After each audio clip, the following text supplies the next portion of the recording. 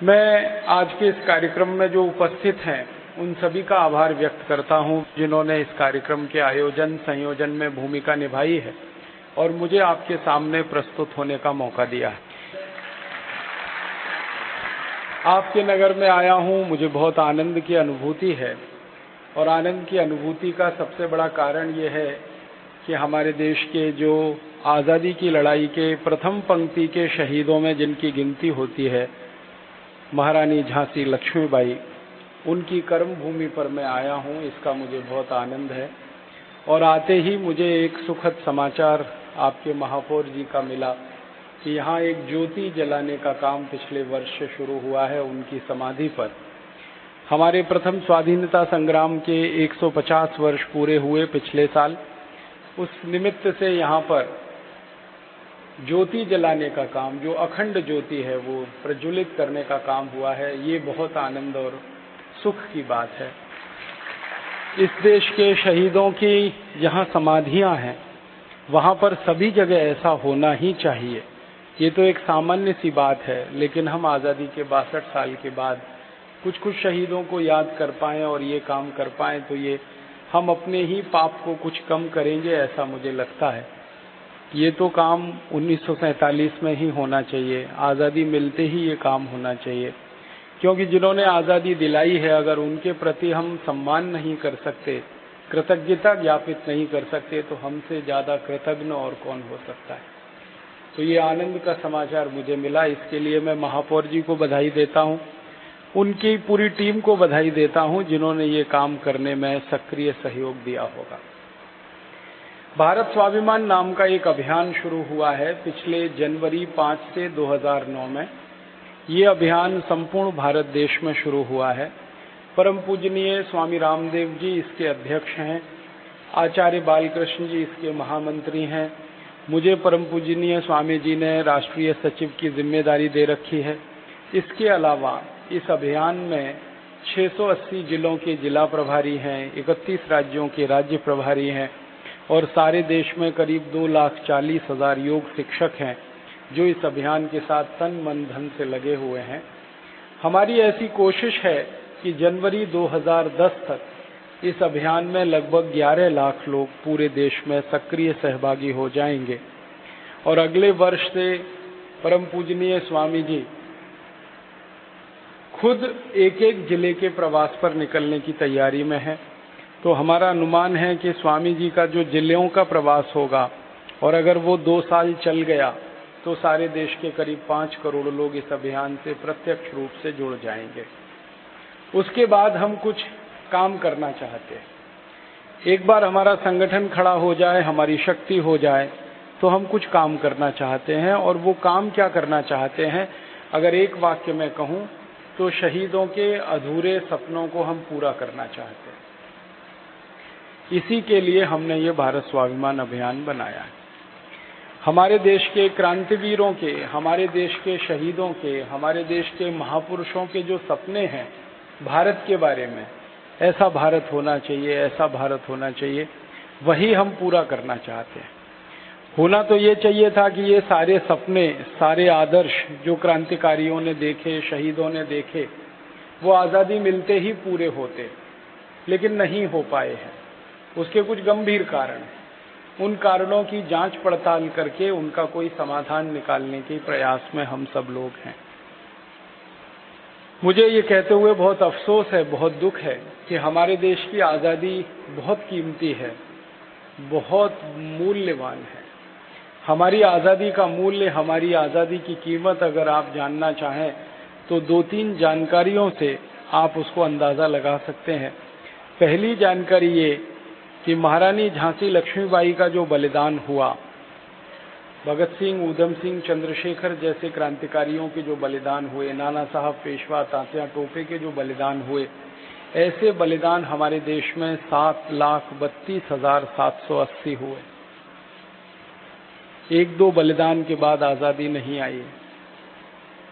अंग्रेजी सरकार के जो रिकॉर्ड्स हैं, अंग्रेजी सरकार के जो दस्तावेज हैं और जो दस्तावेज ब्रिटिश पार्लियामेंट में रखे हुए हैं, जो अभी तक भारत भी नहीं लाए गए हैं, क्योंकि भारत सरकार को उसमें कोई रुचि नहीं है लाने में, कोई रस नहीं है, मुझे तो ये भी कहते हुए बहुत अफसोस होता है कि भारत के जिन क्रांतिकारियों को लंदन में फांसी दी गई थी, उनके डेथ सर्टिफिकेट और डेथ वारंट अभी तक भारत नहीं पहुंचे।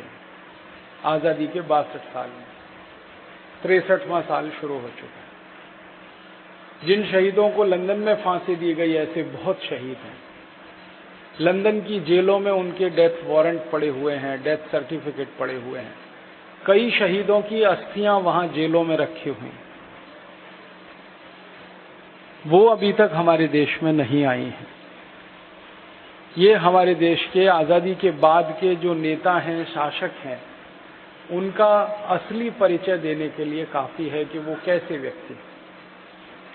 तो जो काम शहीदों के आजादी के सपने के साथ जुड़ा हुआ है, वो काम अधूरा है, वो हमें पूरा करना है। इसी के लिए भारत स्वाभिमान अभियान बना है। हमारे शहीदों की जो शहादत है, मैंने बताया 7,32,780 क्रांतिकारी इस देश की आजादी के लिए अंग्रेजों की गोलियों के शिकार हुए या फांसी पे चढ़ा दिए गए। ये संख्या उन क्रांतिकारियों की है। इसके अलावा अंग्रेजों ने हमारे देश के साधारण नागरिकों के ऊपर जो अत्याचार किए और उनमें जो लोग मारे गए, मैं उनको भी किसी क्रांतिकारी से कम नहीं मानता। वो संख्या 4.5 करोड़ है। 4.5 करोड़। एक ही उदाहरण से बताता हूं। आप ग्वालियर में रहते हैं। ग्वालियर के नजदीक में एक बड़ा नगर है, उसका नाम है कानपुर। कानपुर के पास एक छोटा सा स्थान है बिठूर। बिठूर वो स्थान है जहां 1857 का प्रथम स्वाधीनता संग्राम तैयारी करने के लिए बैठकें हुई हैं। नाना साहब पेशवा, तात्या टोपे, झांसी रानी लक्ष्मीबाई, नाना फडणवीस, इन क्रांतिकारियों ने मिलकर जो योजनाएं बनाई, सबसे पहले वो बिठूर से बनी। और अंग्रेजों को बिठूर आंख में चुभता था, तो अंग्रेजों ने उस बिठूर के ऊपर क्या अत्याचार किए, उसकी एक ही वानगी देता हूं कि कुछ अंग्रेज अधिकारियों ने बिठूर पर हमला किया था। यह 1857 के बाद की घटना है। उस समय बिठूर में 24,000 लोग रहते थे। 24,000 लोगों को अंग्रेजों ने मौत के घाट उतार दिया। 3 महीने के बच्चे से लेकर 90 साल के बुजुर्ग, किसी को नहीं छोड़ा था अंग्रेजों। और जिन लोगों को अंग्रेजों ने मार डाला, उनको बाद में नीम के पेड़ों से, पीपल के पेड़ों से, बरगद के पेड़ों से फांसी लटकाकर छोड़ दिया था, ताकि आने जाने वाले लोग देखें और उनमें दहशत पैदा हो, आतंक पैदा हो कि अंग्रेजी सरकार का विरोध करने का अंजाम क्या होता है। अब बिठूर जैसे नगर में 24,000 लोगों की शहादत हुई है आजादी के लिए। अंदाजा लगा सकते हैं, बिठूर जैसे भारत में 350 नगर थे जिन्होंने अंग्रेजों के खिलाफ बगावत की थी, और अंग्रेजों ने पूरी ताकत से उनको कुचल दिया था। अत्याचार की सारी सीमाएं उन्होंने तोड़ी। तो लगभग 4.5 करोड़ भारतवासी इस तरह से अंग्रेजों के अत्याचार का शिकार होकर शहीद हुए। उनकी शहादत को भी नमन है। जिन क्रांतिकारियों को अंग्रेजों ने फांसी पर चढ़ाया, उनको तो हम नमन करते ही हैं। जिन क्रांतिकारियों को अत्याचारों से मार डाला अंग्रेजों ने, उनके प्रति भी हम अपने मन में श्रद्धा भाव रखते हैं, नमन प्रस्तुत करते हैं। दुनिया में बहुत सारे देश गुलाम हुए हैं अलग अलग समय पर। अफ्रीका गुलाम हुआ अंग्रेजों का 450 साल के लिए। अफ्रीका में एक छोटा सा देश है, वो अल्जीरिया गुलाम हुआ फ्रांस का लगभग 400 साल के लिए। इसी तरह से लैटिन अमेरिका के बहुत सारे देश गुलाम हुए अलग अलग समय पर। जापान गुलाम हुआ है अंग्रेजों का। चीन कुछ दिनों तक अंग्रेजों का गुलाम रहा है। दुनिया में ऐसे 50 देश हैं जो अलग अलग समय पर गुलाम हुए हैं। लेकिन इन 50 देशों का इतिहास जानने के बाद जो महत्व की बात पता चलती है, वो ये कि किसी भी देश की आजादी के लिए इतनी कुर्बानियां नहीं हुई हैं, इतनी शहादत नहीं हुई है जो अंग्रेजों के खिलाफ भारत में हुई, किसी भी देश में नहीं। अफ्रीका की आजादी का इतिहास हम पढ़ते हैं, पता चलता है थोड़े से लोगों ने अफ्रीका की आजादी हासिल कर ली। अल्जीरिया की आजादी बहुत कम लोगों ने हासिल कर ली। रोडेशिया, इथियोपिया, सोमालिया, इन सब देशों की आजादी थोड़े से लोगों ने हासिल कर ली। लैटिन अमेरिका के देशों में थोड़े से लोगों ने अपने देश को आज़ाद करा लिया। ये भारत अकेला देश है दुनिया के 50 देशों में जहाँ की आज़ादी लाने में हमें 4.5 करोड़ से ज़्यादा लोगों के बलिदान देने पड़े। हमने तो अभी इस पर कोई काम नहीं किया है कि ये 4.5 करोड़ लोगों के नाम क्या हैं। उसकी कोई सूची अभी तक भारत सरकार ने तैयार नहीं की। ये तो अंग्रेजी सरकार के जो रिकॉर्ड्स हैं, दस्तावेज हैं, जो British parliament house of Commons में पढ़े हैं, उनमें से निकाल कर लाई गई छोटी छोटी बातें हैं जिससे हमको पता चलता है। तो बहुत कीमती है आज़ादी, बहुत बड़ी कीमत हमने चुकाई है इस देश की आज़ादी। इस देश की आज़ादी की कीमत क्या है अगर आप जानना चाहें तो उन शहीदों के, महापुरुषों के, क्रांतिकारियों के परिवारों से पूछिए जिन्होंने कुछ ना कुछ बलिदान किया है इस देश की आज़ादी। वो बताएंगे कि क्रांति की कीमत क्या है। महाराष्ट्र नाम का एक राज्य है, पुणे नाम का एक शहर है, वहां पर एक ही परिवार, चाफेकर परिवार के 3 नौजवानों को फांसी हुई थी। एक ही परिवार में 3 बेटे थे, तीनों फांसी पर चढ़ गए। चाफेकर बंधुओं के परिवार में जाकर आप पूछेंगे तो वो बताएंगे आज़ादी की कीमत क्या है, स्वतंत्रता की कीमत क्या है। तात्या टोपे के परिवार में अगर आप जाके पूछेंगे तो वो बताएंगे आज़ादी की कीमत क्या है। भगत सिंह के परिवार में जाकर पूछेंगे तो अंदाजा लगेगा आज़ादी की कीमत क्या है। हमारे जैसे लोगों ने, कम से कम मैं अपनी बात कह सकता हूं, जिन्होंने कुछ नहीं खोया इस देश की आज़ादी की लड़ाई में, जिन्होंने कुछ नहीं खोया इस देश के स्वाधीनता संग्राम में, उनको आज़ादी की वास्तविक कीमत का अंदाजा नहीं है, क्योंकि दिल में उतना दर्द होना चाहिए, जज्बा होना चाहिए उसको समझने का। बहुत कीमती है ये आज़ादी जो भी आई है, लेकिन दुख उससे भी बड़ा ये है कि ये जो आज़ादी आई वो शहीदों के सपनों के अनुरूप नहीं आई। हमारे क्रांतिकारियों के जो सपने थे उसके अनुरूप ये आज़ादी तो नहीं है। सबसे बड़ा सपना ये था कि आज़ादी के पहले भारत जितना बड़ा था, आज़ादी के बाद भी भारत उतना ही बड़ा होना चाहिए भौगोलिक रूप से। माने भारत की सीमाएं जहां तक लगती थी आज़ादी के पहले, आज़ादी के बाद के भारत की सीमाएं भी उतनी ही होनी चाहिए थी। आपको मालूम है आज़ादी के पहले का भारत अफगानिस्तान तक फैला हुआ था। आज़ादी के पहले का भारत इस समय के भारत से बहुत बड़ा भारत था, लेकिन आज़ादी मिलते ही भारत के टुकड़े हुए और इस देश की आज़ादी खंडित हो गई। हमारे किसी भी शहीद ने ये सपने में नहीं सोचा था कि आज़ादी मिलते ही देश का खंड खंड बंटवारा होगा, देश को तोड़ना पड़ेगा। मुझे वो दिन याद आपको कराना है। 1905 में अंग्रेजों ने इस देश में एक बहुत बड़ा खेल खेला था। अंग्रेजों का एक अधिकारी इस देश में हुआ करता था, उसका नाम था कर्जन। कर्जन ने बंगाल का बंटवारा कर दिया था। उस जमाने का जो बंगाल था वो आज के ज़माने से बहुत बड़ा था। अभी का हमारा जो पश्चिम बंगाल है वो पूरा का पूरा, अभी का हमारा जो बिहार है, अभी का हमारा जो उड़ीसा है, झारखंड है, इतना बड़ा इलाका था बंगाल का। और भारत के ऊपर के जो छोटे छोटे 7 प्रदेश हैं, आसाम, नागालैंड, मिजोरम, मणिपुर, त्रिपुरा वगैरह वगैरह, इनको मिलाकर पूरा बंगाल था। उस बंगाल को अंग्रेजों ने 2 टुकड़ों में बांटा, पूर्वी बंगाल और पश्चिमी बंगाल, और ये बंटवारा हिंदू और मुसलमान के आधार पर हुआ। पूर्वी बंगाल अंग्रेजों ने मुसलमानों को दे दिया, पश्चिमी बंगाल हिंदुओं को दे दिया। ये कर्जन नाम की एक अधिकारी ने 1905 में किया था। माने संप्रदाय के आधार पर भारत बटे, संप्रदाय के आधार पर इस देश के राज्यों का बंटवारा हो, वो अंग्रेजों ने शुरू किया था 1905 से। लेकिन हमारे क्रांतिवीरों की ताकत, उनका पराक्रम, उनका हौसला, उनकी दूरदृष्टि, वो इतनी काबिले तारीफ है कि अंग्रेजों की इस चाल को उन्होंने नाकाम कर दिया। जैसे ही अंग्रेजों ने 1905 में ये बंटवारा किया हिंदू मुसलमान के आधार पर, लाला लाजपत राय, बिपिन चंद्र पाल, लोकमान्य बाल गंगाधर तिलक, ऐसे हिंदुस्तान के सारे क्रांतिकारी एक साथ एक मंच पर इकट्ठे हो गए। कहाँ लाला लाजपत राय उत्तर भारत के थे, कहाँ लोकमान्य तिलक पश्चिम भारत के थे, कहाँ विपिन चंद्र पाल पूर्वी भारत के थे, कहाँ अरविंदो घोष पूर्वी भारत के थे। ये सारे क्रांतिकारी एक साथ इकट्ठे हो गए, उत्तर दक्षिण पूरब पश्चिम, और अंग्रेजों के संप्रदाय के आधार पर बंटवारे का पूरी ताकत से विरोध किया, और विरोध भी ऐसे किया कि अंग्रेजों को सरेंडर करना पड़ा।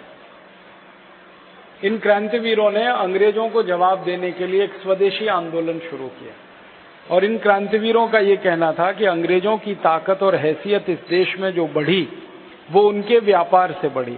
उनका माल हमने खरीदा, उनको पैसा मिला, उस पैसे से उनको ताकत मिली। तो इन क्रांतिकारियों का कहना था कि ये ताकत इनकी छीन लो, इनका माल बिकवाना इस देश में बंद करा दो, और अंग्रेजों को जब पैसे नहीं मिलेंगे इस देश भारत से तो कमजोर पड़ेंगे, तब ये हमारी बात को मानेंगे, सुनेंगे। सारे देश में स्वदेशी आंदोलन शुरू हुआ। 1905 से 1911 6 साल में स्वदेशी आंदोलन में 1,24,00,000 से ज्यादा कार्यकर्ता इकट्ठे हुए, और ये उस समय के भारत की कहानी है जब भारत की कुल जनसंख्या मुश्किल से 22 करोड़ के आसपास थी। और इन क्रांतिकारियों ने, इन नौजवानों ने अंग्रेजी सरकार को ऐसा मजबूर किया कि 1911 में जाकर अंग्रेज सरकार को बंगाल का बंटवारा वापस लेना पड़ा। ये अंग्रेजों के इतिहास में पहली और आखिरी घटना थी कि अंग्रेजों ने जब कोई काम किया, कानून बना दिया, डिवीजन ऑफ बंगाल एक्ट, उस कानून को ब्रिटिश पार्लियामेंट में रद्द करना पड़ा और बंगाल का बंटवारा खत्म करना पड़ा। हिंदू और मुसलमान के आधार पर देश को बांटने की जो साजिश उन्होंने की थी, उसमें अंग्रेज पूरी तरह से असफल रहे और हमारे क्रांतिकारी सफल रहे, सार्थक रहे। मुझे अफसोस इस बात का है कि जिस बंटवारे को हमने 1905 में खत्म करा दिया हिंदू मुसलमान के आधार पर, जिस बंगाल को फिर से एक करा दिया इस देश के हिंदू मुसलमानों ने मिलकर, उसी देश का बंटवारा 1947 में हम रोक नहीं पाए, और वही बंटवारा हिंदू और मुसलमान के आधार पर फिर हुआ। पहले बंगाल का हुआ था, बाद में पूरे देश का हो गया। आप पूछेंगे जी क्या कारण था? क्या क्रांतिकारियों के जोश में कमी आई? क्या उनका उत्साह खत्म हो गया? उनके पराक्रम में कोई कमी आई? ऐसा क्या हो गया कि 1905 से 1911 में हम अंग्रेजों की चाल को नाकाम करें और 1947 में अंग्रेजों की वही चाल कामयाब हो जाए? उसका एक ही कारण था कि 1905 के जो क्रांतिकारी इस देश के लिए लड़ रहे थे, उनके मन में सत्ता और सिंहासन का कोई लोभ नहीं था, कोई लालच नहीं था। उनको न सत्ता चाहिए थी, न सिंहासन चाहिए था इस देश में। वो तो लड़ रहे थे किसी आदर्श की पूर्ति के लिए, किसी उद्देश्य की पूर्ति के लिए, और आदर्श और उद्देश्य ये था कि भारत देश अखंड रहे, ये टूटे नहीं, किसी भी स्तर पर ये देश का बंटवारा ना हो। तो आदर्श और उद्देश्य जब ऊंचे होते हैं तो ईश्वर भी उसमें मदद करता है।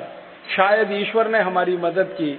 शहीदों के आदर्श बहुत पवित्र थे, बहुत ऊंचे थे, और 1905 का बंटवारा टालने में हम सफल रहे। लेकिन 1947 तक आते आते इस देश में महापुरुषों के चेहरे बदल चुके थे। 1947 तक आते आते कई महापुरुषों के मन में सत्ता और कुर्सी और सिंहासन का लोभ जग गया था। कई महापुरुषों के मन में ये तय हो गया था कि मुझे देश का प्रधानमंत्री बनना है या उसे देश का प्रधानमंत्री बनना है। ये सत्ता और सिंहासन का लोभ जब चढ़ा तो भारत के बंटवारे को हम रोक न सके। एक ही देश में दो लोगों ने जब दावेदारी ठोक दी कि मैं भी प्रधानमंत्री हो सकता हूं, मैं भी प्रधानमंत्री हो सकता हूं, उस प्रधानमंत्री पद के लालच ने इस देश को बंटवारा करा दिया। अन्यथा 1947 में भी ये देश बंटता नहीं, ये देश टूटता नहीं, खंड खंड रहता, माने नहीं होता। सत्ता और सिंहासन का लालच आया 1947 में। अपने अपने तरीके से लोगों ने दावेदारी प्रस्तुत की, और वो दावेदारी इतनी खतरनाक थी कि अंग्रेजों को समझ में आ गया कि जिनके मन में ये लोभ है, अब उनको ही हम अपना इस्तेमाल करें कठपुतली की तरह से, तो वो ही हमारे बंटवारे को स्वीकार करेंगे, और वही हुआ इस देश। दो लोगों की प्रधानमंत्री पद की दावेदारी ने, दो लोगों की प्रधानमंत्री पद की जिद ने इस देश के दो टुकड़े करा दिए। एक देश में दो प्रधानमंत्री हो नहीं सकते, दो देश में दो प्रधानमंत्री हो सकते हैं। उस चक्कर में ये देश बटा, नहीं तो बटता नहीं, 1947 में भी नहीं बटता। हमारे देश में यही हुआ जो गड़बड़ी का बीज डाल गया, सूत्रपात कर गया।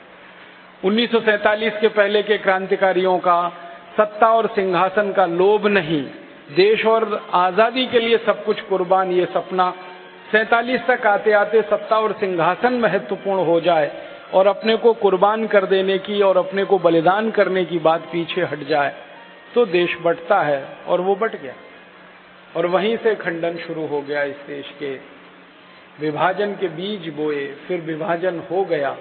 अंग्रेजों ने तो एक बहुत बड़ी चाल खेली थी कि भारत और पाकिस्तान का ही बंटवारा ना हो, भारत के एक एक राज्य का अलग अलग बंटवारा हो जाए। 565 रियासतें थी, हर रियासत को अंग्रेजों ने अधिकार दे दिया था कि आप चाहो तो भारत में मिलो, चाहो तो पाकिस्तान में जाओ, चाहो तो स्वतंत्र हो जाओ। तो बहुत सारी रियासतें ये सपना देख रही थी कि हम तो अलग देश बनाएंगे। जम्मू कश्मीर उसमें से एक था, जूनागढ़ उसमें से एक था, भोपाल उसमें से एक रियासत थी, हैदराबाद उसमें से एक रियासत थी। ये तैयार नहीं थे भारत में मिलने के लिए। इनका सपना था कि हम अलग राष्ट्र बनाएंगे। ये तो भगवान ने उस समय पर सरदार वल्लभ भाई पटेल को प्रस्तुत किया इस देश के लिए, और उन्होंने 565 राजा महाराजाओं को किसी तरह से डरा कर, धमका कर, पुचकार कर, प्रेम करके, मोहब्बत करके भारत में विलय करने के लिए मंजूर करा लिया। वरना अंग्रेज तो बहुत खतरनाक खेल खेल रहे थे। भारत को छोड़ते समय भारत के 565 टुकड़े हो जाएं, ये उन्होंने खेल खेला। सरदार पटेल नहीं होते तो भारत आज ऐसा नहीं होता जैसा हम देख पा रहे हैं।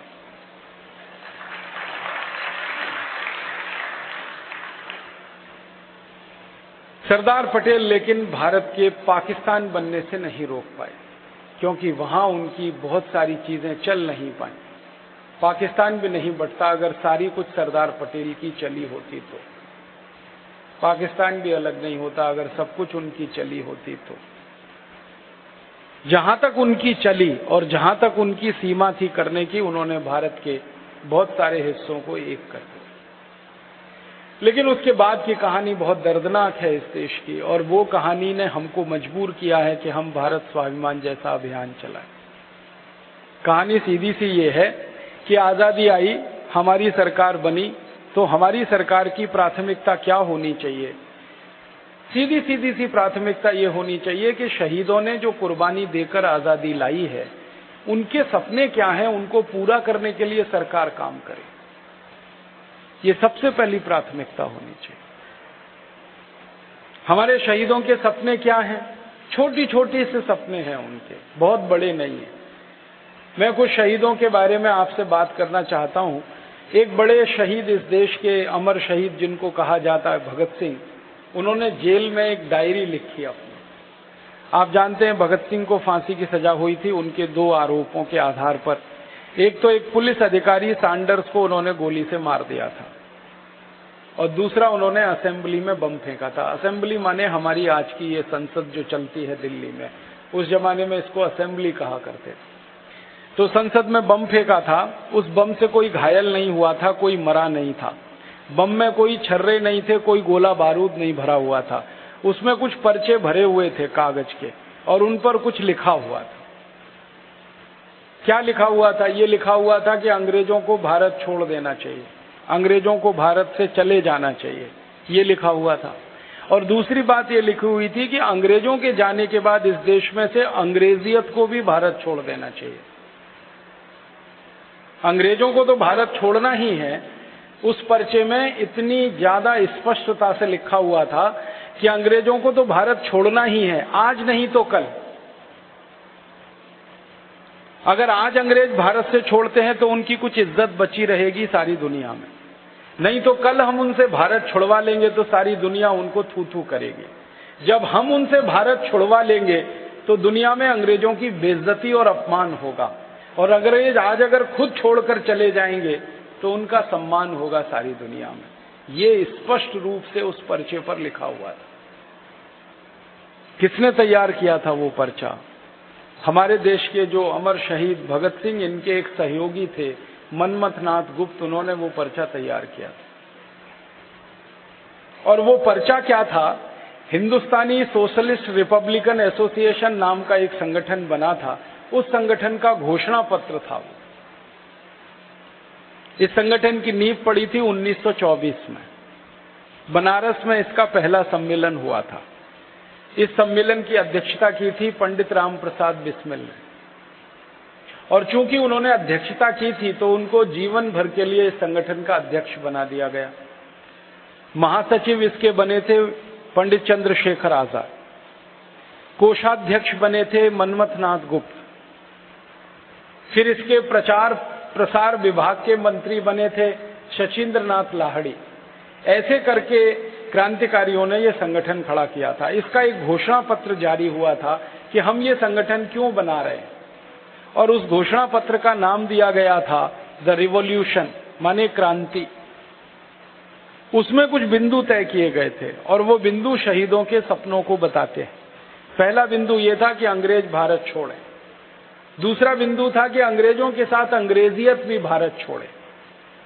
अंग्रेजियत को उन्होंने व्याख्यायित किया था, परिभाषित किया था कि अंग्रेजों के बनाए गए सारे के सारे कानून, अंग्रेजों की बनाई गई सारी की सारी व्यवस्थाएं, अंग्रेजों की बनाई गई सारी की सारी नीतियां, अंग्रेजों का बनाया गया पूरा का पूरा तंत्र, ये भी भारत से जाना चाहिए। खाली अंग्रेज भारत छोड़कर चले जाएं, इतने से बात नहीं बनेगी। अंग्रेजों की नीतियां, अंग्रेजों के कानून, अंग्रेजों के नियम, अंग्रेजों की व्यवस्थाएं, अंग्रेजों का सब कुछ जो तंत्र में समाहित है, ये भी खत्म होना चाहिए, ये भी जाना चाहिए। और आजादी के बाद भारत में स्वदेशी तंत्र आना चाहिए, स्वराज्य आना चाहिए, स्वतंत्र होना चाहिए। स्वतंत्र शब्द पर जोर था उस घोषणा पत्र में। स्वतंत्र माने अपना तंत्र, स्व माने अपना, तंत्र माने व्यवस्था। हमारी अपनी व्यवस्था होनी चाहिए, हमारे अपने कानून होने चाहिए। ये सब कुछ रिवॉल्यूशन में लिखा गया था और ये रिवॉल्यूशन जारी हुआ 1924 में। ये बहुत बड़ा घोषणा पत्र है, लेकिन इसका संक्षिप्त रूप शहीद आजम भगत सिंह ने असेंबली में फेंका था बम के साथ, संक्षिप्त रूप। और उन्होंने कहा था कि इस कार्य के लिए अगर हमको अपना बलिदान देना है, कुर्बानी देना है, तो भी हमें मंजूर है। तो अंग्रेजी कानून, अंग्रेजी व्यवस्था, अंग्रेजी तंत्र सब खत्म करना था। ये हमारे देश के शहीदों का सपना था। खाली अंग्रेजों को भगा देना है, इतने से बात नहीं बनने वाली थी। महात्मा गांधी ने तो आजादी के समय 1946 में ये बात कही थी बहुत स्पष्टता से। किसी अंग्रेज पत्रकार ने, जो लंदन से आया था गांधी जी का इंटरव्यू लेने के लिए, बीबीसी का पत्रकार था, उसने जब गांधी जी को ये पूछा कि आप क्या चाहते हैं, तो उन्होंने स्पष्ट कहा कि अंग्रेज चाहें तो भारत में मेहमान बन के रह सकते, लेकिन हमें अंग्रेजियत को इस देश से विदा करना है। अंग्रेज चाहें तो इस देश में रहें मेहमान बन के, जब तक उनकी इच्छा हो। हम उनके मेहमान बनकर इस देश में रहने पर कोई पाबंदी नहीं लगाएंगे, लेकिन अंग्रेजों ने जो तंत्र बना दिया है इस देश में गुलामी का, जो कानून बना दिए हैं, वो तो हमें नहीं चाहिए एक मिनट के लिए भी। उसे तो हम खत्म करेंगे इस देश में। अब आप जानते हैं महात्मा गांधी का रास्ता था अहिंसा वाला, शहीद आजम भगत सिंह का रास्ता था हिंसा वाला। दो अलग अलग रास्तों से चलने वाले क्रांतिकारी, मैं इन दोनों को कैंची जैसा मानता हूं। कैंची होती है ना, उसमें दो फाले होते हैं, दोनों ही काटते हैं, एक हिंसा से और एक अहिंसा से। ये दोनों ही तरह के क्रांतिकारी भारत की आजादी की कैंची जैसे थे, जो काटना चाहते थे इस पूरी गुलामी की बेड़ियों को, एक अपने तरीके से, दूसरा अपने तरीके से। तरीके अलग थे, उद्देश्य एक ही था। ये कितनी अद्भुत साम्यता है कि शहीद आजम भगत सिंह 1924 में, राम प्रसाद बिस्मिल 1924 में, चंद्रशेखर आजाद 1924 में जो बात कह रहे हैं, गांधी जी उसी को कह रहे हैं 1946 में। वो कह रहे हैं हमें अंग्रेजियत नहीं चाहिए, और 1924 में ये क्रांतिकारी कह रहे हैं हमें भी अंग्रेजियत नहीं चाहिए, स्वतंत्रता चाहिए, स्वदेशी तंत्र चाहिए, स्वराज्य चाहिए। इसका मतलब ये है कि अहिंसावादी क्रांतिकारी हों या हिंसावादी क्रांतिकारी हों, सपने दोनों के एक ही थे, कार्य दोनों का एक ही था, उद्देश्य दोनों का एक ही था। बस उद्देश्य को हासिल